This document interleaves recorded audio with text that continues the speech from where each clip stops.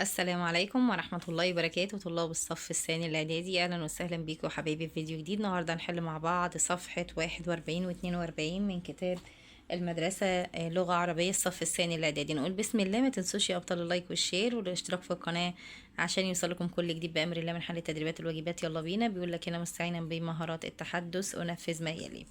بيقول لك هنا أعبر لصديقي عن عظمة دور الشرطة المصرية وأطلب من زميلي تقييم حديثي بالبطاقة التالية. استخدم لغة بسيطة، استخدم كلمات مترابطة بالموضوع، أتحدث بفكرة متسلسلة، استشهد في الوصف بمعلومات وردت في الدرس. نقول بسم الله.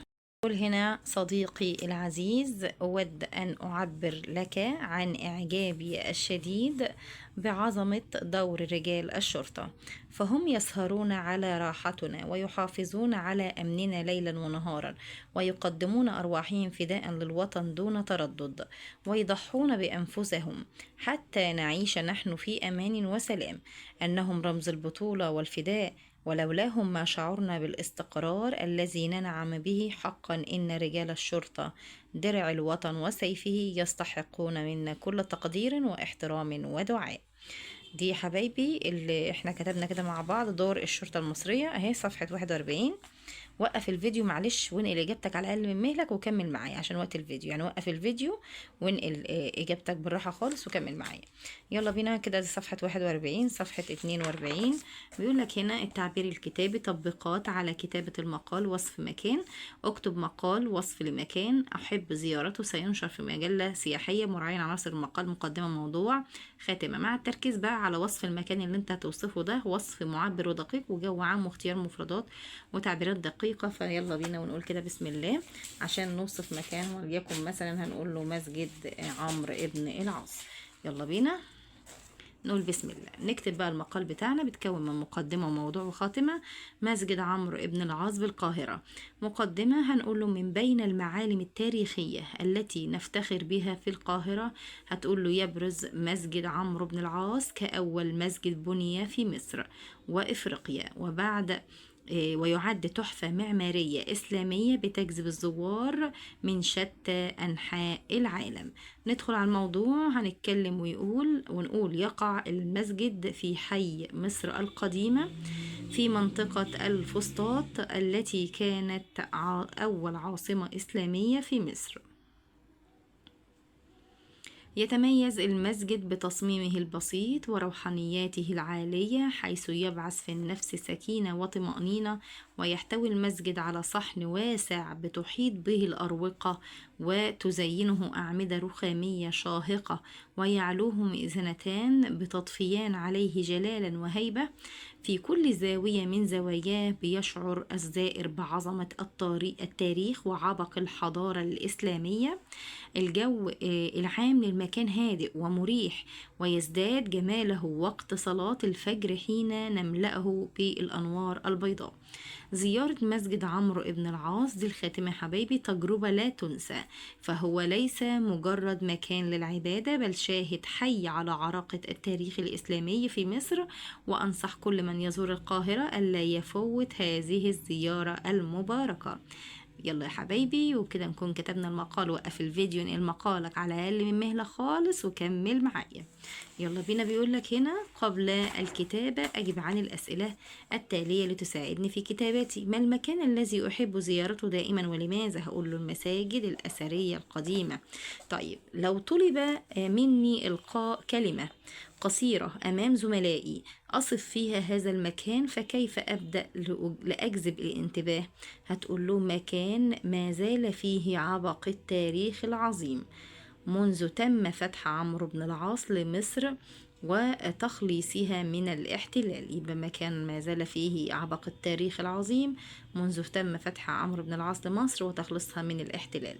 أصف المكان بدقة ودقة المباني والطبيعة والأثر، وأصف مشاعرك تجاه المكان. أنا قلت لسه دلوقتي في المقال لأن طبعا دي يا شباب دي مش الإجابة، دي إجابة السؤال اللي تحتيه على طول. خلي بالك أنا عاملة لك سهم أهو، ما تكتبش دي لأن دي إجابة السؤال رقم 4. دي إجابة السؤال رقم 4. أنا بس اتلخبطت من ضغط الشغل يا حبايبي معلش. فوصف المكان هتقوله طبعا المكان كان بيحتوي على أروقة، والمكان كان بيطفى عليه جلالة وهيبة وأعمدة رخامية شاهقة، وبه مئذنتان بتطفيان عليه جلالة وهيبة، في كل زاوية من الزوايا تشعر بعظمة الطريق، التاريخ وعبق الحضارة الإسلامية، الحاجات اللي أنا قلت لك دلوقتي كلها. طيب هنا يا بطل بيقول لك هنا: هل زرت مكانا أثريا أو طبيعيا ترك أثر في نفسك؟ اوصفه في جملة. هتقول له نعم، زرت بيت الله الحرام بمكة وأسأل الله أن أزوره مرات عديدة. طيب هنا يا بطل السؤال الخامس: اكتب 3 جمل تصف فيها مكان آخر أحبه مع مراعاة وصف المكان بدقة. هتقول له: زيارة مسجد محمد علي باشا، وزيارة منطقة الإمام، وزيارة القلعة. يبقى زيارة مسجد محمد علي باشا، وزيارة منطقة الإمام، وزيارة القلعة.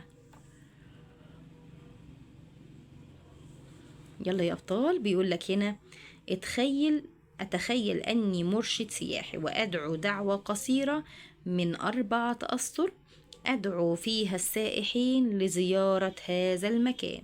هتقول إيه؟ هتقول مثلا: ما أجمل أن تزور قلعة محمد علي، بالقلعة مع زيارة المسجد. يعني أنت بتروح تزور قلعة محمد علي وكمان بتزور المسجد.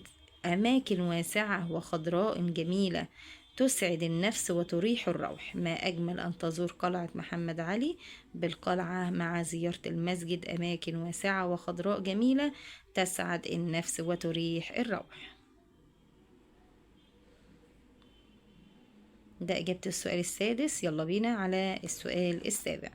طيب السؤال السابع بيقول لك هنا: اكتب خاتمة توضح فيها كيف يمكننا الحفاظ على الأماكن الجميلة التي نزورها. إزاي نقدر نحافظ على الأماكن الحلوة اللي احنا بنروحها؟